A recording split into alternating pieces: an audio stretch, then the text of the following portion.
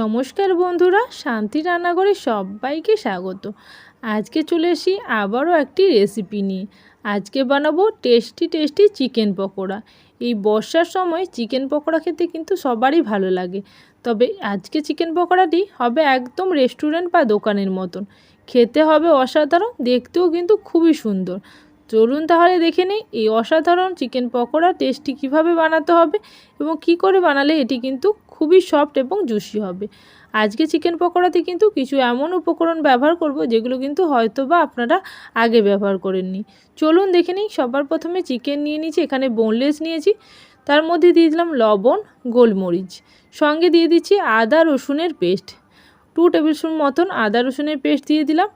এই চিকেনটা কিন্তু আমি বোনলেস করে এনেছি, আপনারা কিন্তু উইথ বোনও বানাতে পারেন, কোনো অসুবিধে হবে না তাতে। সঙ্গে দিয়ে দিচ্ছি 3 টেবিল স্পুন মতন টক দই। এবার সমস্ত উপকরণগুলোকে খুব ভালোভাবে মাখিয়ে নিচ্ছি। ভালো করে সমস্ত উপকরণগুলোকে মাখিয়ে নেওয়ার পরে এটাকে আমি রেস্টে রেখে দেবো প্রায় আধা ঘন্টা পর্যন্ত। আপনারা চাইলে আধা ঘন্টার বেশিও রাখতে পারেন, তবে আমি আধা ঘন্টা পর্যন্ত রেখে দিচ্ছি। এইভাবে কিন্তু এটাকে রেস্টে রেখে দেবো। এখন প্রায় আধ ঘন্টা পরে দেখাচ্ছি, চিকেনটা কিন্তু এখন ম্যারিনেশন হয়ে গেছে। এবার আমি সেকেন্ড ম্যারিনেশনের জন্য কিছু উপকরণ মিশিয়ে নেব। এখানে নিয়ে নিলাম হাফ লেবু, লেবুটাকে কেটে দিয়ে দিচ্ছি। এখানে পাতিলেবু ইউজ করছি। সঙ্গে দিয়ে দিচ্ছি আরও কিছু উপকরণ, যেমন দিয়ে দিলাম হলুদের গুঁড়ো হাফ টেবিল স্পুন, লঙ্কার গুঁড়ো দিয়ে দিলাম হাফ টেবিল স্পুন। এখানে Kashmiri red chilli powder use করছি, আপনারা যদি ঝাল চান তাহলে নর্মাল লঙ্কার গুঁড়োও দিতে পারেন। সঙ্গে দিয়ে দিলাম অল্প পরিমাণে লবণ, লবণটা কিন্তু অল্পই দিয়েছিলাম আগে, আরও কিছুটা লবণ এখানে অ্যাড করলাম। এর মধ্যে দিয়ে দিচ্ছি ক্রাশ করে রাখা ধনে, এখানে গোটা ধনেকে হালকা ক্রাশ করে রেখেছিলাম সেটাও দিয়ে দিলাম। সঙ্গে দিয়ে দিচ্ছি আরও কিছু উপকরণ, যেমন এখানে দিয়ে দেবো আমি কিছুটা পরিমাণে আজওয়াইন।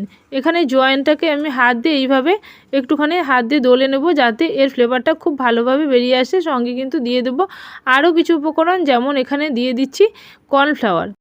কর্নফ্লাওয়ার এখানে দেবো 1.5 টেবিল স্পুন পরিমাণে। এখানে সবার প্রথমে 1 টেবিল স্পুন দিলাম, তারপরে দিয়ে দিচ্ছি বেসন 3 টেবিল স্পুন পরিমাণে।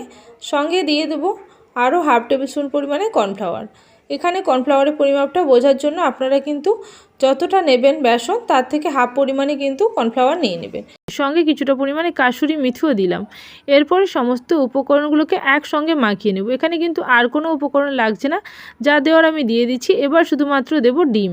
ডিমটা একদম শেষে আমি দিচ্ছি। এখন সমস্ত উপকরণগুলোকে খুব ভালোভাবে মাখিয়ে নেব। এখানে আমি একটা ডিম ইউজ করছি, আপনারা চাইলে ডিমটা স্কিপও করতে পারেন, তবে ডিমটা দিলে এটা কিন্তু খুব ভালো একটা কোটিং আসছে, সেই জন্য কিন্তু এর মধ্যে ডিমটা অ্যাড করলাম। ডিমটা দিয়ে আবারও সমস্ত উপকরণগুলোকে খুব ভালোভাবে মিশিয়ে নিচ্ছি। এবার আমি চিকেন পকোড়াগুলোকে একটুখানি রেস্টের জন্য রেখে দেবো প্রায় 10 মিনিট মতন। ম্যারিনেশন করার পরে 10 মিনিট মতো রেখে দিতে পারেন, বা সঙ্গে সঙ্গেই কিন্তু আপনারা ভেজে নিতে পারেন, যেহেতু আগে থেকে ভাজা ছিল। এখন আমি এটাকে ম্যারিনেশনের জন্য রেখে দিচ্ছি 10 মিনিটের জন্য। এরপরে আমি 10 মিনিট পরে আপনাদেরকে দেখাবো যে এটা কীভাবে ফ্রাই করতে হবে। এখন আমি প্রায় 10 মিনিট পরে দেখাচ্ছি। দেখুন চিকেন পকোড়াগুলো কিন্তু ফ্রাই করার জন্য আমি অলরেডি কড়াইতে দেওয়া শুরু করে দিয়েছি। তেলটা মিডিয়াম হট টেম্পারেচারে কিন্তু এটা দিতে হবে। এখন কিন্তু তেলটাকে একদম মিডিয়াম হট করে নিয়েছি, তারপরে অল্প অল্প করে এরকম চিকেন পকোড়াগুলোকে এক এক করে তুলে দিয়ে দিচ্ছি। দেখুন এইভাবে প্রথমে পকোড়াগুলোকে আগে তেলের মধ্যে ধরে নিয়ে তারপরে কিছুক্ষণ পরে ছেড়ে দিতে হবে। এইভাবে কিন্তু সমস্ত পকোড়াগুলো দিয়ে দিবেন। তারপরে কিছুক্ষণ কিন্তু ওয়েট করবেন যাতে কিন্তু চিকেনের গায়ে কোটিংটা খুব ভালোভাবে বসে যায়। তারপরে কিন্তু নাড়াচাড়া করতে হবে, আর যদি এর আগে নাড়াচাড়া করেন তাহলে কিন্তু কোটগুলো বাইরে ছেড়ে আসতে পারে। সেই জন্য কিন্তু তেলের মধ্যে যাতে বেশি না কোটিংটা বেরিয়ে আসে, তার জন্য কিন্তু অল্প সময় ওয়েট করার পরে তারপরে একটা খুন্তি বা স্প্যাচুলা দিয়ে এইভাবে কিন্তু নাড়িয়ে নিতে পারেন। তাতে কিন্তু তেলটা সব জায়গায় ঠিকঠাকভাবে পেয়ে যাবে এবং খুব ভালোভাবে এটাকে ভাজা যাবে। এখন দেখুন আমি চিকেন পকোড়াগুলোকে একটা ছান্তার সাহায্যে এইভাবে কিন্তু ভেজে নিচ্ছি নাড়িয়ে। গ্যাসের ফ্লেমটা অবশ্যই কিন্তু এখানে মিডিয়াম টু স্লো রাখবেন, নাহলে কিন্তু এটা পুড়ে যেতে পারে এবং চিকেন পকোড়াগুলোকে জুসি হবে না।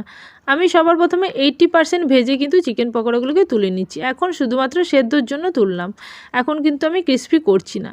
এরপরে সেকেন্ড ব্যাচে যখন আমি ভাজবো তখন কিন্তু চিকেন পকোড়াগুলোকে ক্রিস্পি করার জন্য ভেজে নেব। এখন চিকেন পকোড়াগুলোকে 80% সেদ্ধ করে তুলে নিলাম। তারপরে কিন্তু দেখুন এইভাবে কিন্তু যে চিকেন পকোড়ার গা থেকে যে ব্যাটারগুলো ছেড়ে গেছে তেলের মধ্যে, সেগুলোকে কিন্তু একটা ছাঁকনির সাহায্যে এইভাবে তুলে নিতে হবে। তাহলে কিন্তু পরের ব্যাচটা যখন দেবেন তার মধ্যে কিন্তু কোনো পোড়া অংশ থাকবে না তেলের মধ্যে। এখন সেকেন্ড ব্যাচের পকোড়াগুলোকে ভাজার জন্য দিয়ে দিচ্ছি। সেমভাবে আগে যেভাবে দিয়েছিলাম সেইভাবেই কিন্তু দিচ্ছি। এখন এইভাবে দেওয়ার পরে কিছু সময় ওয়েট করব, তারপরে কিন্তু নাড়িয়ে চাড়িয়ে নিয়ে এটাকে ভেজে নেব। গ্যাসের ফ্লেমটাকে কিন্তু এখানে আমি মিডিয়াম রেখেছি। এখন কিন্তু আমি ক্রিস্পি করছি না, এখন জাস্ট চিকেনটাকে ভেজে নিচ্ছি।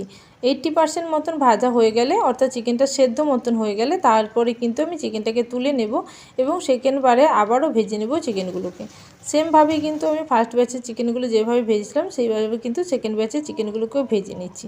সমস্ত চিকেনগুলো যখন ভাজা হয়ে যাবে, তারপরে কিন্তু আবারও আমি সেকেন্ডবারের জন্য চিকেনগুলোকে সমস্তটাকে ভেজে নেব। এখন দেখো এই চিকেনগুলো কিন্তু ভাজা হচ্ছে, কিছু সময় টাইম দিতে হবে। গ্যাসের ফ্লেমটা যেহেতু মিডিয়াম আছে, চিকেনটা সেদ্ধ হওয়ার জন্য কিন্তু টাইম দিতে হবে। এখন চিকেনটা সেদ্ধ হচ্ছে এবং ভাজাও হচ্ছে সঙ্গে।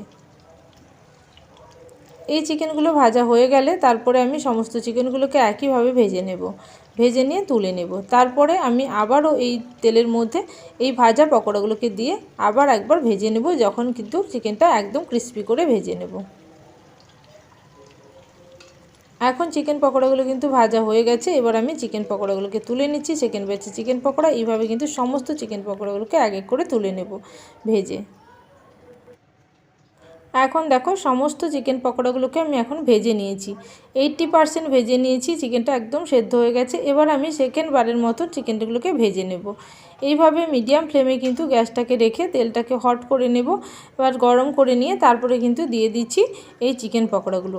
যখন আপনারা কিন্তু খাবেন তখন কিন্তু এইভাবে কিন্তু ভেজে নিতে পারবেন গরম গরম পরিবেশন করার জন্য। এছাড়াও কিন্তু আপনারা চাইলে এইগুলোকে 80% ভাজার পরে আপনারা কিন্তু ফ্রিজেও স্টোর করতে পারেন। আপনারা কিন্তু যখন খাবেন তখন কিন্তু ইচ্ছে মতো বের করে এগুলোকে ভেজে নিতে পারেন। এখন আমি ক্রিস্পি করার জন্য ভাজছি। গ্যাসের ফ্লেমটাকে কিন্তু একদমই হাই করব না, মিডিয়াম ফ্লেমে কিন্তু এগুলোকে ক্রিস্পি করে নিচ্ছি। এখন কিন্তু আমি পকোড়াগুলোকে তুলে নিচ্ছি। তুলে নিয়ে দেখাচ্ছি, দেখুন এইভাবে কিন্তু পকোড়াগুলোকে আরেকটু ভেজে নিয়ে তুলে নিলাম, একদম ক্রিস্পি করে তুলে নিয়েছি। এইভাবে সমস্ত পকোড়াগুলোকে একইভাবে ভেজে তুলে নেব। দুবার ভাজলে কিন্তু পকোড়াগুলোকে কিন্তু সফট হয় আর খুব সুন্দর বাইরে থেকে ক্রিস্পি হয়। তাহলে চলুন এইভাবে কিন্তু আপনারা বাড়িতে ট্রাই করে দেখুন। আশা করি আপনাদের রেসিপিটি ভালো লেগেছে। যদি ভালো লেগে থাকে অবশ্যই কমেন্ট সেকশানে জানাবেন। আর যারা এখনও পর্যন্ত চ্যানেলটিকে সাবস্ক্রাইব করেনি, অবশ্যই চ্যানেলটিকে সাবস্ক্রাইব করে নিয়ে পাশে থাকা বেল নোটিফিকেশানে ক্লিক করে রাখবেন, যাতে আমার চ্যানেলে কোনো নতুন রেসিপি আসার সঙ্গে সঙ্গে আপনাদের কাছে সবার আগে নোটিফিকেশান পৌঁছে যায়। তাহলে বন্ধুরা আজকের জন্য এই পর্যন্ত। আবারও চলে আসবো নতুন কোনো রেসিপি নিয়ে। ততক্ষণের জন্য সবাই ভালো থাকবেন, সুস্থ থাকবেন। Thank you for watching my video.